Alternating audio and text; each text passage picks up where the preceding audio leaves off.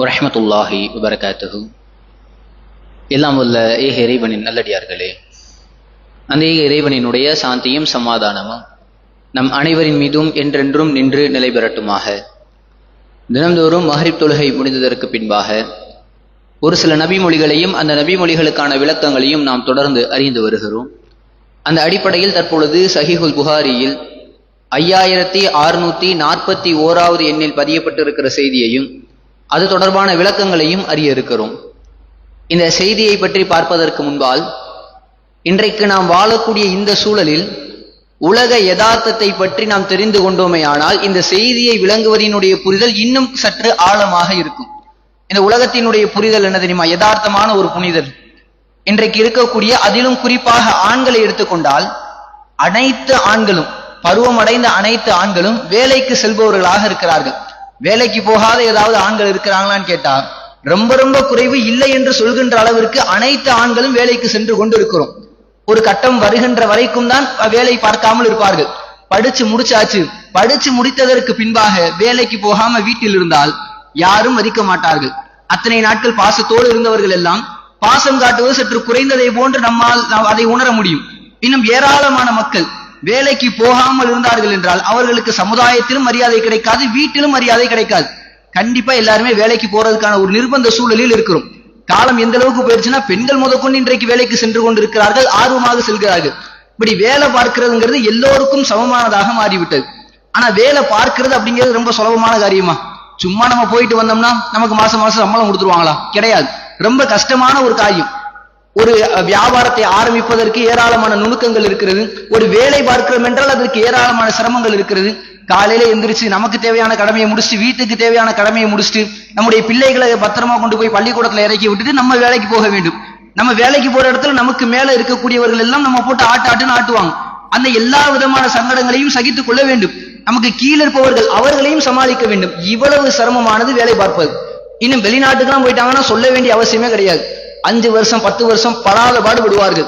பாலைவன வெயிலையும் இரவானால் கடுமையான குளிர்லையும் அயராது உழைத்துக் கொண்டே இருப்பார்கள். இவ்வளவு சிரமப்பட்டு வேலை பார்க்கிறோம்ல, திடீர்னு ஒரு கை காலில் அடிபட்டுருச்சு, அப்பையும் கூட வேலைக்கு போறதை லீவ் போட்டுற மாட்டாங்க. கையில காலில் அடிபட்டு பிராக்சரே ஆனா கூட அதை கட்டு போட்டுக்கிட்டு வேலைக்கு சென்று கொண்டு இருப்பார்கள். இவ்வளவு சிரமப்பட்டு வேலைக்கு சென்று கொண்டு இருப்பதுதான் இன்றைக்கு இருக்கக்கூடிய யதார்த்தமான சூழலினுடைய உண்மை. எதுக்காக போகணும் யோசிச்சு பாருங்க. இவ்வளவு சிரமப்பட்டு வேலை எதுக்காக பார்த்துக்கிட்டு இருக்கிறோம்? நான் 1 மாத காலம் எல்லா சிரமங்களையும் தாங்கிக்கிட்டு என்னுடைய கஷ்டங்கள் எல்லாத்தையும் பொறுத்துக்கிட்டு நான் வேலைக்கு போய்கிட்டே இருந்தேன்னா அந்த 1 மாதத்தினுடைய இறுதியில் எனக்கு கிடைக்கக்கூடிய சம்பளம், அந்த சன்மானத்திற்காக வேண்டிதான் அனைத்து விதமான சங்கடங்களையும் சகித்து கொண்டு இருக்கிறோம்.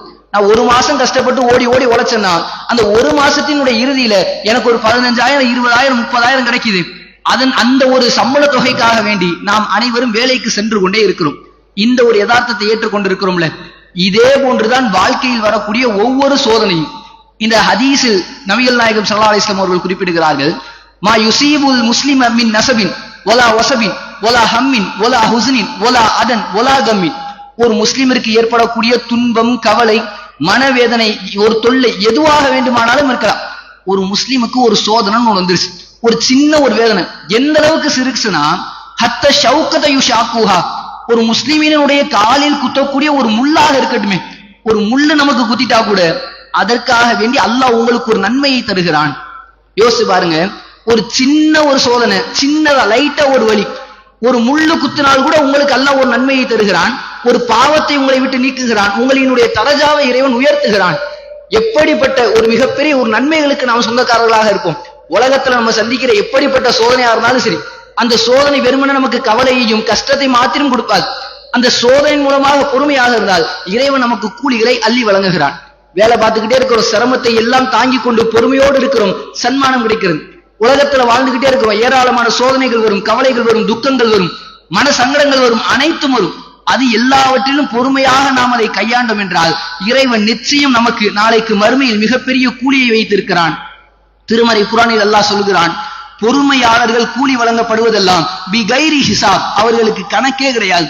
பொறுமையோடு இருங்கள், அளவில்லாத கூலிகளை உங்களுக்கு நான் அள்ளி தருகிறேன் என்று இறைவன் நமக்கு ஏராளமான வாக்குறுதி அளித்திருக்கிறான். ஆக அன்பார்ந்தவர்களே, இனி வரக்கூடிய காலகட்டங்களில் நம்முடைய வாழ்க்கையில் வரக்கூடிய மிகப்பெரிய ஒரு துன்பமாக இருந்தாலும் சரி, நாம் சற்றும் கருதிய ஒரு பொருட்டாக கூட மதிக்காத சின்ன சிறிய ஒரு சோதனையாக இருந்தாலும் சரி, அனைத்திலும் பொறுமையாக இருந்தால் ஏராளமான நன்மைகளுக்கு சொந்தக்காரர்களாக மாற முடியும். அப்படி அதிகமான நன்மைகளை பெற்று இம்மையும் மறுமையும் வெற்றி கொள்வோமாக. வாஹிர் தவானா அல்ஹம்துலில்லாஹி ரப்பில் ஆலமீன். அஸ்ஸலாமு அலைக்கும் வரஹ்மத்துல்லாஹி வபரகாத்துஹு.